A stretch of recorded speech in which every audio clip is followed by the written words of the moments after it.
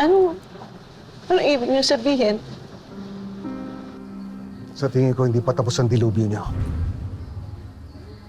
Baka balikan nila kayo.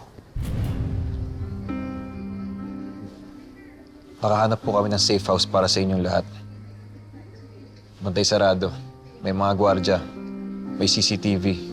Pwede pong doon muna kayong lahat tumira hanggat bagulot delikado pang sitwasyon. Doon po siguradong ligtas kayo. Wala po nakakaalam ng lugar na yon kundi ako at si Onat. Ibig niyo sabihin, ikukulong kami ulit. Bawal lumabas na walang paalam. Bantay sarado, ganun ba?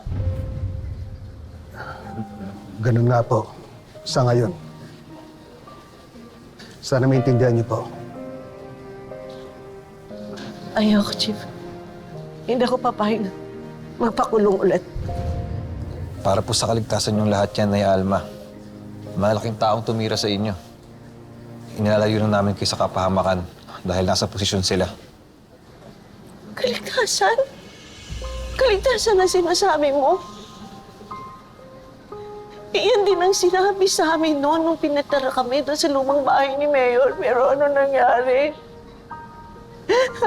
Halos lahat kami muntik nang mamatay. Asa ng anak ko, hindi niya pa nakikita si Bane. Nasa si Bane?